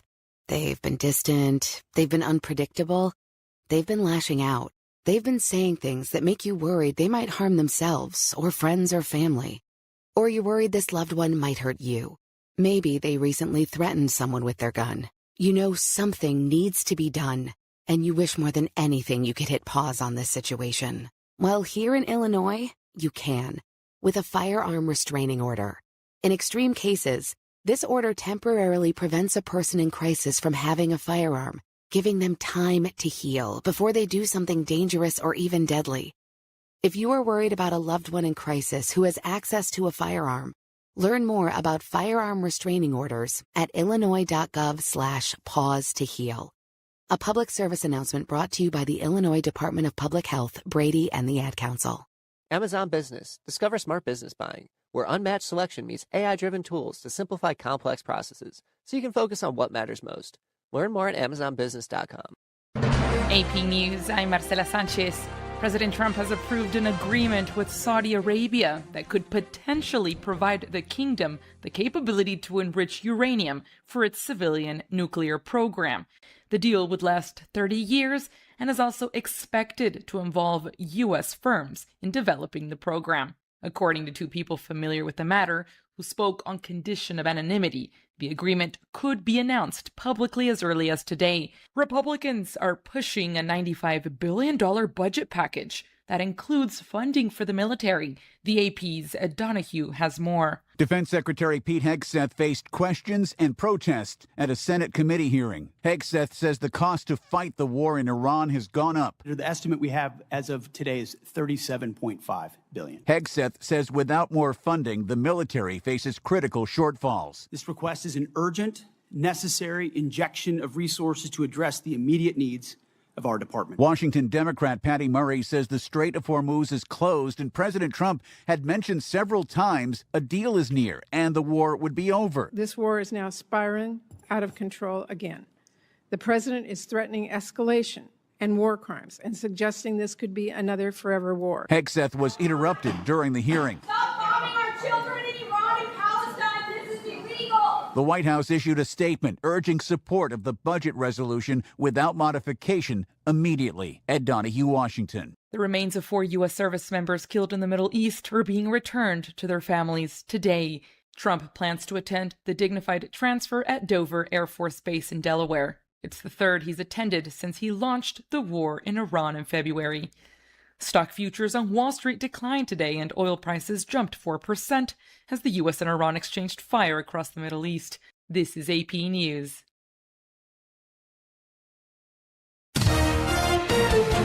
AP Sports, I'm Mike Hempen.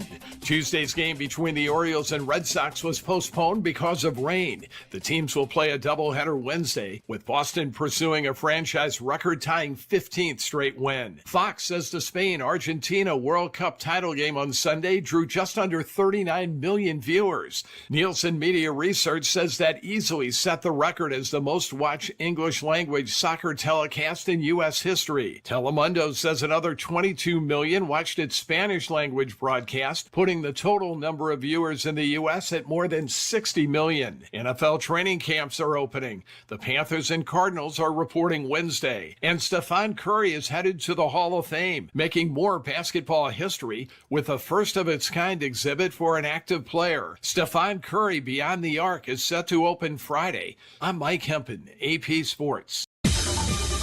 This is 820 AM, WCPT Willow Springs, and streaming worldwide at WCPT820.com. We are Chicago's progressive talk, where facts matter. Now, your WCPT 820 weather update. From the Weatherology Weather Center, I'm meteorologist Jennifer Wojcicki. We'll see mostly sunny skies here for today with a high into the mid-70s. Winds out of the north around 10 to 15 miles per hour. And then for tonight, mostly clear with a low near 58. By Thursday, sunshine high around 78 degrees. And on Friday, plenty of blue skies and sun high around 80. Saturday, we'll see sunshine high 84 degrees. That's your latest Chicago weather update. Currently, it's 64. This is Chicago's Progressive Talk, 820 AM, WCPT Willow Springs, and online at WCPT820.com, where facts matter.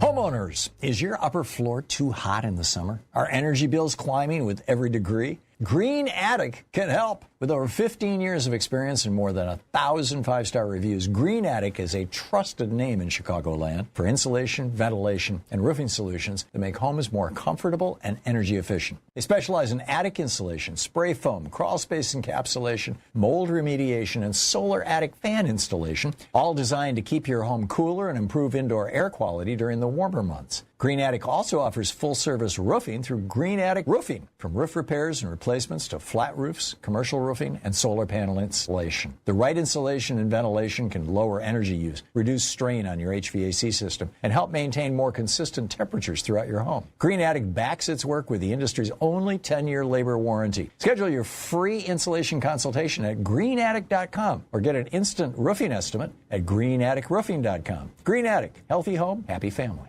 Chicago's Progressive one of the best Talk, parts of summer around here is WCPT. Fair Week, and it's almost here. The 2026 McHenry County Fair returns to Woodstock August 4th through the 9th, and they've packed the week with something for everyone. Whether you're cheering on the action at the Next Level Bull Riding Rodeo, catching the horsepower at the tractor and truck pulls, watching the quad racing, or waiting for the demolition derby, there's never a dull moment. And when the grandstand lights go down, stick around for live performances from country favorite Alex Miller and the always entertaining Feudin' Hillbillies. Of course, it wouldn't be the fair without carnival rides, mouth-watering fair food, livestock exhibits, local vendors, and all those traditions you look forward to every summer. On Friday, August 7th, you can meet me, Patty Vasquez, from 5 to 7 p.m. as we broadcast live at the fair. So grab your family, your friends, and make some memories at the 2026 McHenry County Fair, August 4th through the 9th. Get your tickets and see the full schedule today at McHenryCountyFair.com. Because facts matter. You're listening to WCPT 820. Unpredictability. And they're right. Melania is very unpredictable. I mean, will she wear black? Beige? A crazy hat? Or an even crazier hat? The possibilities are endless. Apparently, the White House is worried because Melania has a tendency to go rogue, and they have no idea what she'll do next. Well, Melania, if you're watching, I don't know what crazy you're cooking up, but I think I speak for all of us when I say, live your truth. Do it, girl. By the way, it makes sense that everyone's afraid of Melania. The last time anyone encountered a wealthy, ageless European who was that cold and emotionless, it was